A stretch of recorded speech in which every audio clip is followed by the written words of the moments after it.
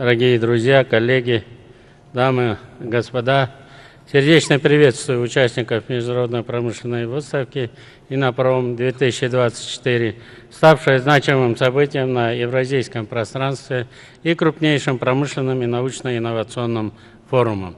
Выражаю глубокую признательность председателю правительства Российской Федерации, уважаемому Михаилу Владимировичу Мишустину, за теплое гостеприимство и превосходную организацию мероприятия.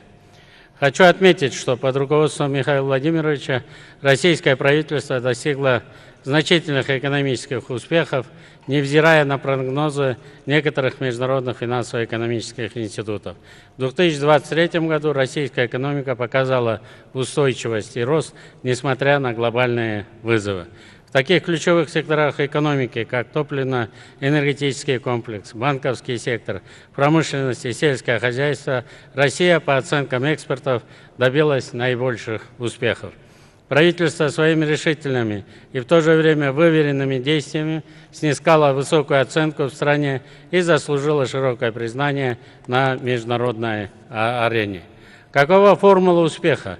В чем сильные стороны команды профессионалов под руководством Михаила Владимировича Мишустина, которые способствовали устойчивому развитию российской экономики и эффективному управлению за последние непростые годы? В команде собраны высококвалифицированные специалисты с глубокими знаниями в областях экономики, финансов и управления. Многие из них имеют значительный опыт работы в государственных и частных структурах, что позволяет им эффективно справляться с экономическими вызовами. Второе – это технологическое лидерство, акцент на цифровизацию и внедрение современных технологий в управленческие процессы. Это включает развитие электронных государственных услуг, цифровую трансформацию налоговой системы, а также поддержку IT-сектора и стартапов. Антикризисное управление. Демонстрация высокой эффективности в условиях экономических кризисов, вызванных как внутренними, так и внешними факторами. В условиях санкций, пандемии COVID-19 правительство России быстро адаптировалось, разработав и реализовав целый комплекс мер поддержки экономики, малого и среднего бизнеса, а также населения. Фокус на макроэкономическую стабильность. Команда под руководством Михаила Владимировича сосредоточена на поддержании макроэкономической стабильности, что выражается в контроле за инфляцией, поддержке курса национальной валюты и увеличении золотовалютных резервов. Несомненно, такие меры способствуют созданию благоприятных условий для долгосрочных инвестиций и устойчивого экономического роста. Инвестиционная привлекательность. Активная работа над улучшением инвестиционного климата в России. Это включает упрощение регуляторных процедур, защиту прав инвесторов, а также развитие инфраструктуры для привлечения иностранных и внутренних инвестиций. В 2023 году был зафиксирован рост прямых иностранных инвестиций, что свидетельствует о доверии международного бизнеса к российской экономике. Вышеотмеченное подчеркивает сильные стороны команды под руководством Михаила Владимировича, способствующие эффективному управлению экономикой и обеспечивающие стабильное развитие России в условиях глобальных вызовов и изменений. Дорогие друзья, стремительно меняющийся мир требует скоординированных действий по индустриальной кооперации и раскрытию огромного промышленного и инновационного потенциала наших стран. В этом году от Кыргызстана на Иннопроме участвует представительная делегация ведущих отечественных компаний. Я приглашаю всех посетить наш национальный павильон для налаживания контактов и обсуждения перспектив сотрудничества. Несмотря на высокий уровень сотрудничества в торгово-экономической сфере, растущий из года в год, в секторе промышленности у нас остается большой нераскрытый потенциал, который необходимо задействовать. Промышленная кооперация позволит запустить производственные мощности, создать новые рабочие места, выдержать конкурентную борьбу и создать новые точки роста. К примеру, благодаря сотрудничеству с российскими компаниями в 2023 году было запущено 5 новых текстильных фабрик, что позволило увеличить экспорт текстильной продукции на 25%.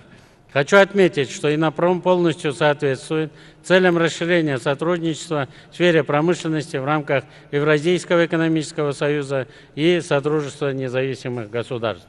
Следует также иметь в виду, что предлагаемые проекты и программы сотрудничества будут успешными, если обеспечена их поддержка через механизм субсидирования из бюджета ЕАЭС, одобренного в прошлом году Высшим Евразийским экономическим советом.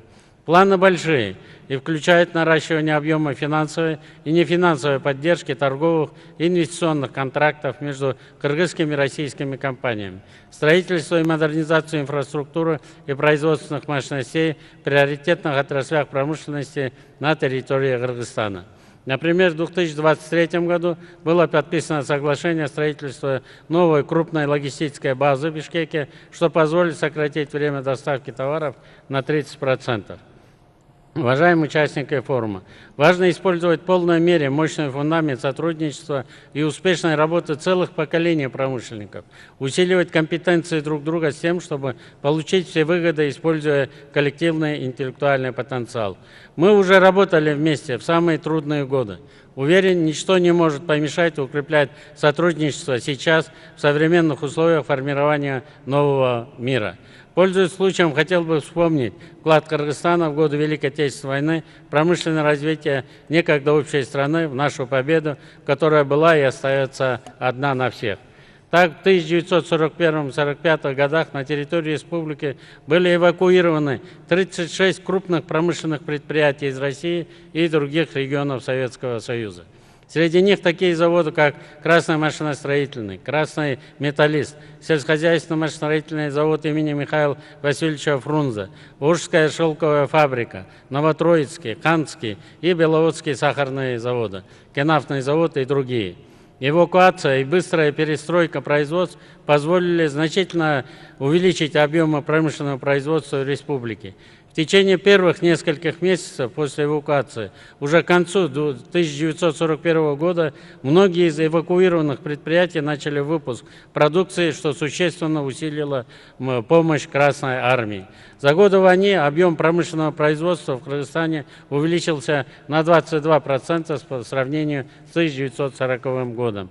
Объемы производства машиностроительной и металлообрабатывающей продукции выросли в 3,5 раза. В том числе машиностроение более чем в 10 раз. Производство электроэнергии увеличились в 1,5 раза.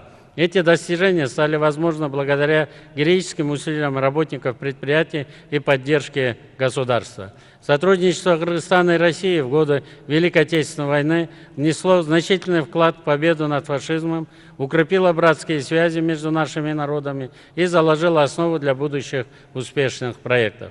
Этот бесценный опыт показывает, что даже в самых трудных условиях можно достигать выдающихся результатов благодаря единству и совместной работе.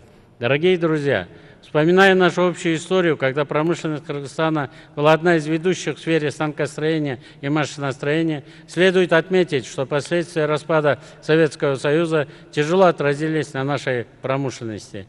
Из индустриально-аграрной республики мы превратились в аграрно-сервисную страну.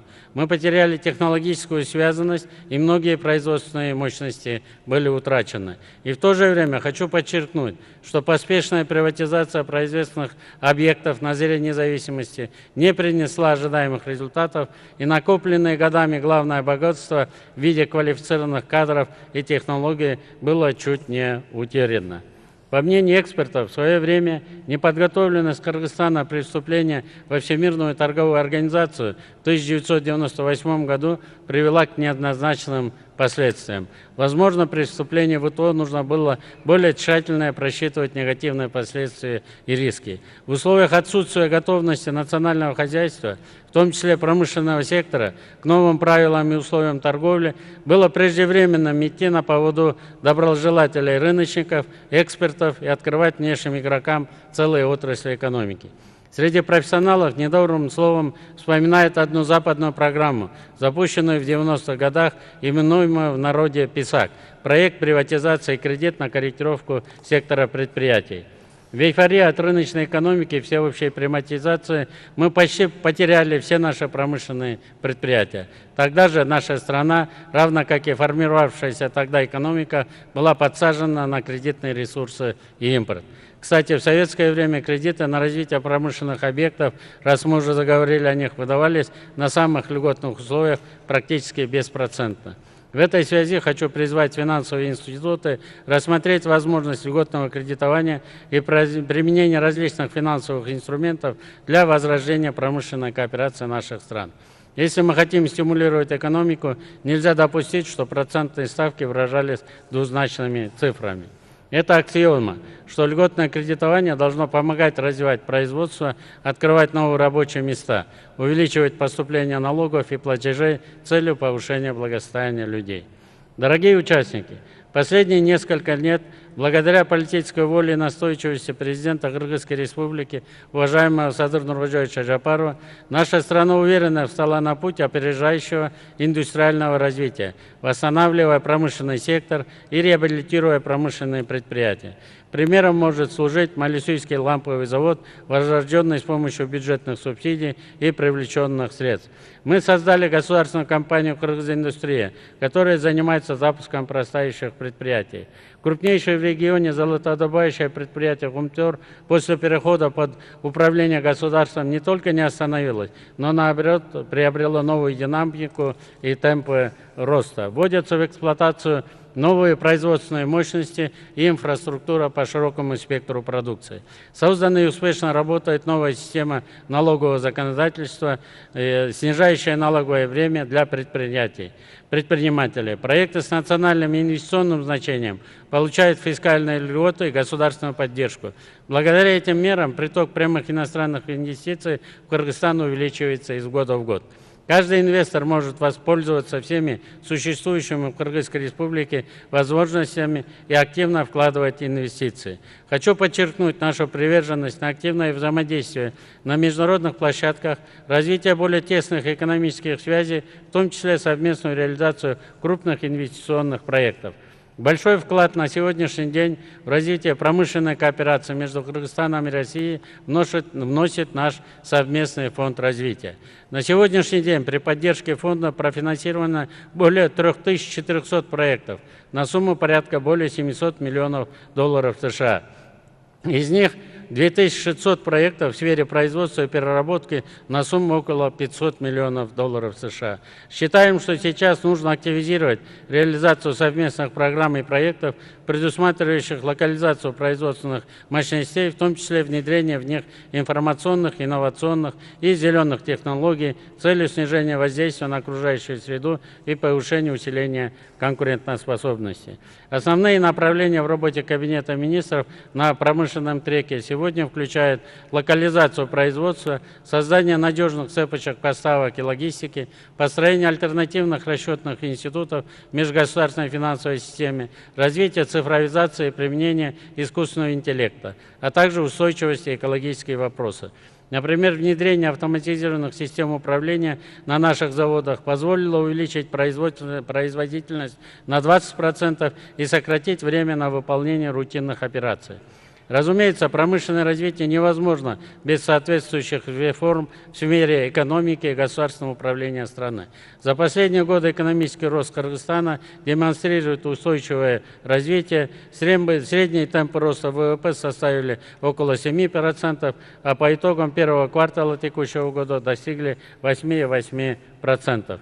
Экономический рост обеспечен всеми секторами, при этом высокая инвестиционная активность наблюдается в строительной отрасли. В первом квартале рост объемов инвестиций в основной капитал составил более 66%.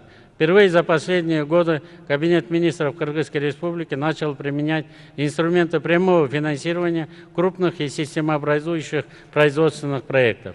При этом промышленное оборудование и машины, сырье, материалы для промышленности, удобрения, техника, технологии для сельского хозяйства импортируются. В структуре промышленности важнейшее место занимает горнодобывающая промышленность. Этот сектор играет ключевую роль в экономическом росте и устойчивом развитии страны, предлагая широкие возможности для инвестиций и развития. Хочу особо подчеркнуть, что эти проекты подкреплены значительными сырьевыми запасами титана, меди, олова, вольфрама, сурьмы и других ценных минералов и редкоземельных металлов, которые представляют собой перспективные инвестиционные возможности.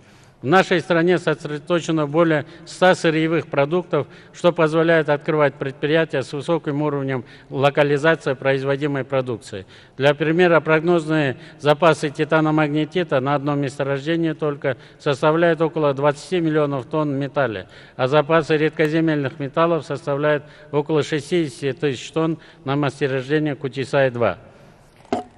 Изобилие подземных ресурсов Кыргызстана подтверждается и геологическими изысканиями. Мы приглашаем партнеров к совместной геологоразведочной работе и ждем инвесторов в эту перспективную отрасль экономики в горную добычу. На протяжении последних нескольких лет мы стремимся к наращиванию кооперационных связей и созданию большого числа совместных проектов в таких отраслях, как микроэлектроника, фармацевтика, машиностроение и строительные материалы. В этом году мы запускаем 100 крупных промышленных проектов.